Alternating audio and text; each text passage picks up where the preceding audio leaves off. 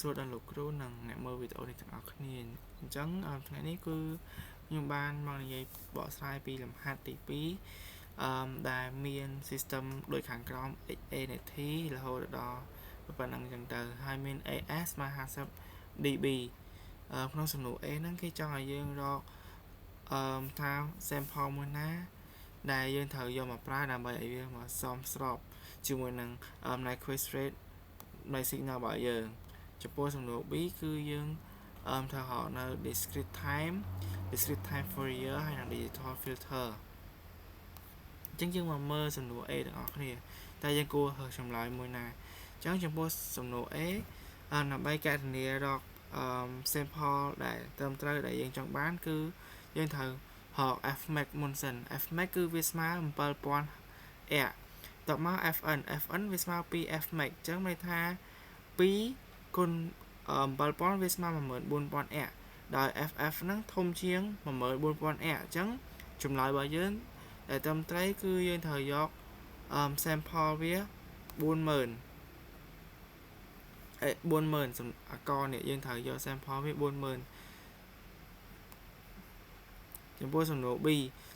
B គេឲ្យកណនារក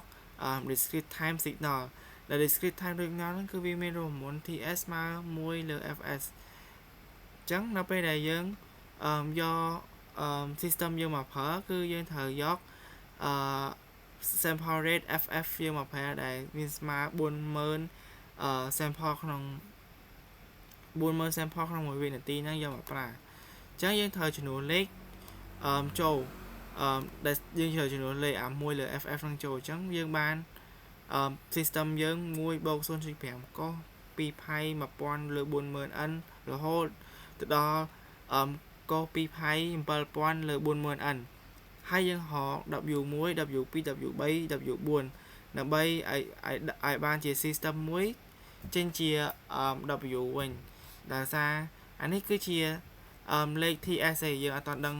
ថាវាជាប្រមាណផៃអញ្ចឹងយើងត្រូវរកNyquist rate យើងត្រូវរក W1 W2 W3 W4 ដែលចេញជាផៃលើ20 3លើ20 3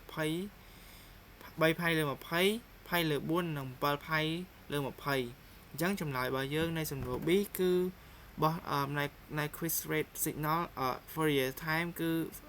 Fourier discrete time signal គឺ x នៃ n ស្មើ1បូក 0.5 កុសផៃលើ 20n បូក 0.3 កុស3ផៃលើ 20n រហូតដល់ 0.06 កុស7ផៃលើ 20n អញ្ចឹងសំណួរ C សំណួរ C ជួបចាំផ្លែណាសំណួរ C ដល់សំណួរទី2 B2 ខែនេះ B1 អញ្ចឹងចូល B2 គេឲ្យយើងរកdiscrete time Fourier transform ដោយមានលក្ខខណ្ឌ x នៅ n ដែលនៅអូមេហ្គានៅចន្លោះដកផៃទៅផៃអញ្ចឹងដោយសារលក្ខខណ្ឌយើងពីអូមេហ្គាពីចន្លោះដកផៃទៅផៃយើងត្រូវប្រើរួមមន្ត a cos អូមេហ្គា 0n ដែលវាយកទៅប្រើជាមួយនឹង a ផៃអូមេហ្គាដកអូមេហ្គា 0 បូកហើយអូមេហ្គាបូកអូមេហ្គា 0 តមកយើងត្រូវដាក់ឲ្យវានឹងស្មើនឹង2ផៃអូមេហ្គាតមកយើងបាន system ដូចខាងក្រោមហ្នឹងអញ្ចឹងអានេះគឺជាចម្លើយរបស់វាតមកសំណួរទី3គេឲ្យយើងរក digital filter និង frequency របស់វាអញ្ចឹងយើងត្រូវរកថាវានឹងគឺជាអីវាគឺជាប្រភេទ filter អីគេអញ្ចឹងនៅក្នុងករណីនេះយើងត្រូវមើលចម្លើយរបស់វាសិនថាវានឹងសមស្របទៅជាមួយនឹង filter មួយណាដែលល្អជាងគេអញ្ចឹងយើងត្រូវតេស្តវាសិនតែវាគឺយើងមុនដំបូងយើងត្រូវរក midpoint វាដែលចន្លោះពី 3000 ទៅ 5000 R ដែល FNP 1គឺស្មើ 4000free កង់ midpoint ចន្លោះ 5000 ទៅ 1000 R ដែល FNP 2គឺ 6000អញ្ចឹងបើយើងរក WP1 WP2 និង WS1 WS2 WC1 និង WC2 គឺ ទាំងអស់ហ្នឹងយើងអាចសន្និដ្ឋានបានថាយើងត្រូវប្រើជាមួយនឹង band pass filter ដែលសារវាគឺជាវាfrequency ទាំងអស់ហ្នឹងគឺវាសិតតែនៅ mid point ទាំងអស់អញ្ចឹងកាលណាវានៅ mid point យើងត្រូវប្រើ band pass filter អានេះគឺជា verification ថាហេតុអ្វីបានយើងត្រូវប្រើ band pass filter គឺdata omega យើងត្រូវយក wp1.ws1 ដែលវាស្មើនឹង20 លើ 20ចំពោះសំណួរទី4គឺយើងត្រូវរក linear phase FIR filter design យើងត្រូវរក FIR filter និង window design ថាបើសិនជាយើងយក band pass ហើយនឹង linear pass តែយើងត្រូវរក FIR អីគេ window អីគេទៅវាល្អអញ្ចឹងយើងបានចម្លើយលើហើយគឺយើងត្រូវប្រើប្រភេទ digital filter គឺយើងត្រូវប្រើ band pass ហើយចំពោះdesign វាគឺយើងត្រូវប្រើ linear phase អញ្ចឹងទាំងពីរហ្នឹងបូកចូលគ្នាទាំង band pass ហើយនិង linear phase ហើយយើងមាន AS ស្មើ50 decibel ផងគឺចំពោះប្រភេទ FIR filter design គឺយើងត្រូវប្រើ type I linear phase FIR window គឺ Hamming ចំពោះຂະຫນາດប្រវែងរបស់ impulse response ដោយសារយើងជ្រើសរើស FIR window ជាប្រភេទ Hamming គឺយើងត្រូវប្រើរួមមុន data omega ស្មើ 6.6 ផៃលើ m ដែល m ហ្នឹងស្មើ 6.6 គុណនឹង 20 អញ្ចឹងវាស្មើ 132 អញ្ចឹងប្រវែងរបស់ impulse response ក្នុង FIR Hamming window របស់យើងហ្នឹងគឺស្មើនឹង 20 ផៃលើ 20 ចំពោះ MATLAB code យើងដឹងហើយថាមុនដំបូងសំណួរមុនដំបូងគេបំផុតnight quiz rate ហ្នឹងគឺយើងជ្រើសរើសsample rate វាគឺ 40000 sample ក្នុង1វិនាទីហើយចំពោះ n វាស្មើ0 ratio ជាមួយនឹង 400 មានន័យថាយើងត្រូវប្រើ x ស្មើ1បូកអាហ្នឹងគឺជា system របស់យើងទៅសេ system របស់យើងនឹងចូលវិញថានឹងវាស្មើប៉ុន្មានចំពោះ m ហ្នឹងគឺដូចជាងឃើញខាងក្រោមនេះគឺជា length របស់វាថាយើងត្រូវប្រើប្រវែងប៉ុណ្ណាចំពោះ n ហ្នឹងគឺជា night quiz rate យើងត្រូវយក m ដក 1 ចំពោះ WC1 WC2 គឺជាកន្លែងរក filter របស់យើងថាយើងហ្នឹងត្រូវប្រើប្រភេទ filter អីគេចំពោះ B នេះគឺយើងត្រូវដាក់ចូលរបស់យើងថានៅពេលដែលយើងកណនាលំហាត់ A B 1 2 3 4ហ្នឹងហើយយើងត្រូវប្រាប់វាថាយើងនឹងបានប្រើប្រភេទនៃ quiz rate ប្រមាណប្រើប្រភេទ filter អីគេប្រើប្រភេទ FIR អីគេយើងដាក់ក្នុងហ្នឹងទាំងអស់ចំពោះអា column line មួយនេះចំពោះអា subplot នេះគឺជាកន្លែងប្រាប់ទីតាំងរបស់នេះរបស់យើងឯងប្រាប់ទីតាំងរបស់ក្រាស់របស់យើងនេះអានេះជា title input x និង title output y គឺដាក់ឈ្មោះនៅលើក្រាស់របស់យើងចំពោះសំណួរទី5វិញគឺយើងទៅសេ MATLAB code ចំពោះ OP និង AS អានេះគឺ MATLAB code សម្រាប់សម្រាប់ AS របស់យើងចំពោះបើ AS យើងស្មើ50 decibel គឺយើងត្រូវសរសេរ AS ស្មើ50 decibel ដើម្បីឲ្យយើងដឹងថា frequency វាហ្នឹងបាននៅកម្រិតណានៅពេលដែល AS ស្មើ50 decibel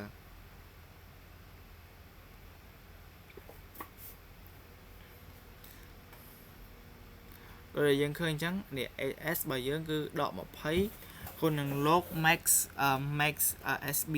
អញ្ចឹងន័យថាតម្លៃ SB ហ្នឹងគឺយើងត្រូវរក W សិនដែល W ហ្នឹងគឺវាស្មើ0និងដែល W ហ្នឹងតូចជាង WS1 អញ្ចឹងន័យថា WS1 ទៅ W ត្រូវទៅតូចជាង WS1 តែ W ហ្នឹងក៏ត្រូវធំជាង WS2 ដែរអញ្ចឹងមានន័យថា W នឹងនៅចន្លោះពី WS1 និង WS2 ចំពោះ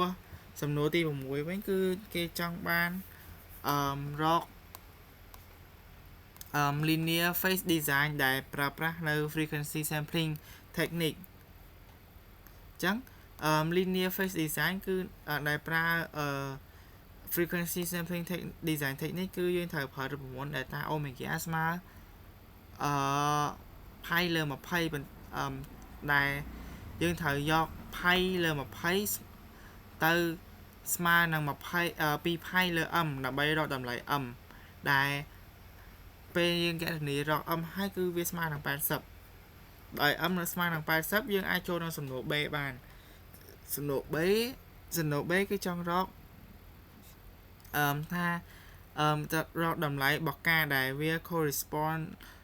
ទៅនឹង value របស់ WP stop និង WS អ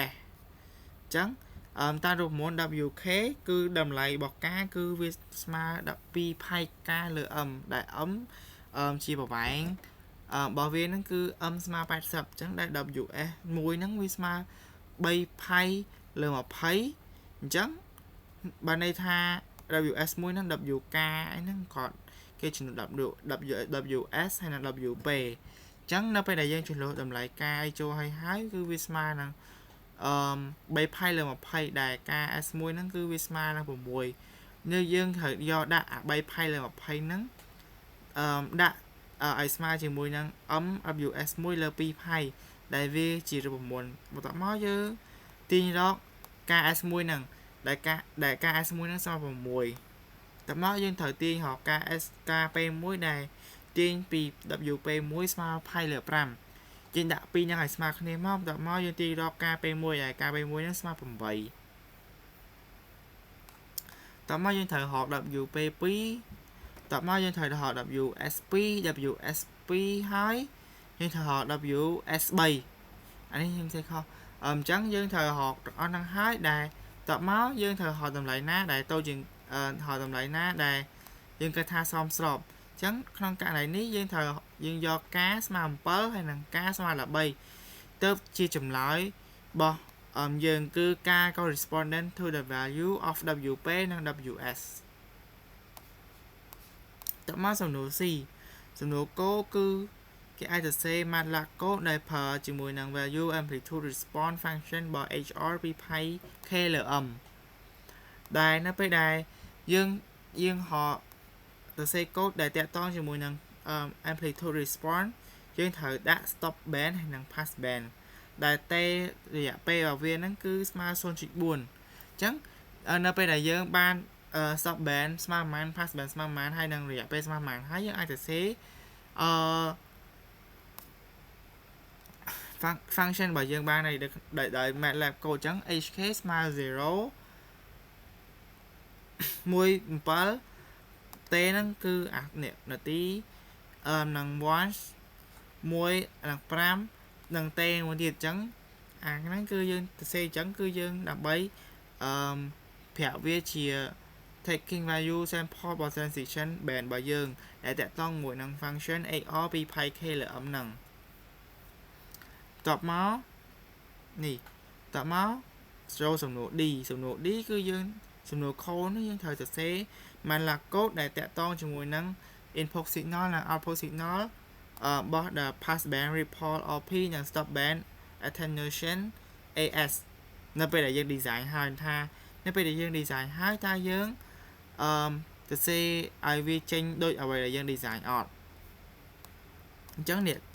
WP1 WP2 WS1 WS2 ហ្នឹងគឺសុទ្ធតែជាតម្លៃដែលយើងបានគណនាហើយយើងគ្រាន់តែយកតម្លៃទាំងអស់ហ្នឹងយកមកធ្វើសរសេរជាកូដឧទាហរណ៍ថាក្នុងតម្លៃរបស់យើងដែលយើងរកឃើញមកមុន WP1 ស្មើ pi លើ5អញ្ចឹងយើងអាចសរសេរសញ្ញា pi បានទេយើងត្រូវសរសេរជាអក្សរដើម្បីឲ្យsoftware ហ្នឹងវាស្គាល់ថាpi ហ្នឹងមានន័យថាជា pi តមក magnitude ABS ស្មើ AH អីចឹងទៅនេះហើយនេះតមក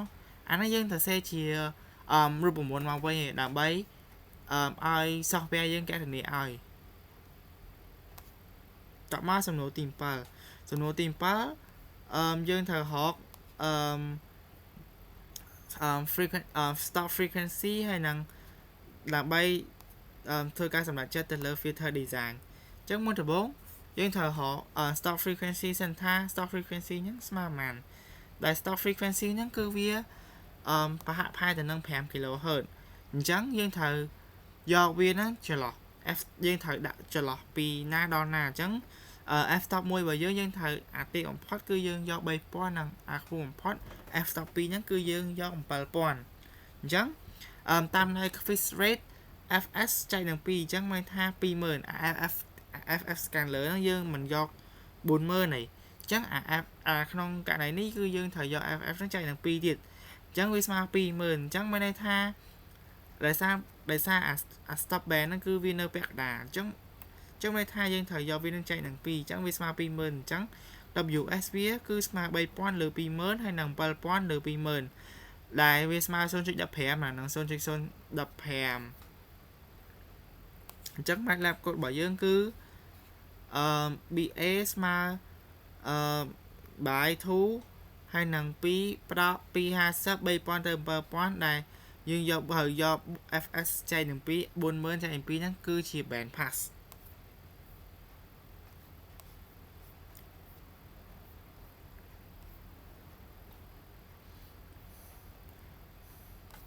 អញ្ចឹងរបស់ខ្ញុំគឺចប់ត្រឹមប៉ុណ្ណឹងអរគុណលោកគ្រូសម្រាប់ការស្ដាប់ការពន្យល់របស់ខ្ញុំសូមអរគុណលោកគ្រូ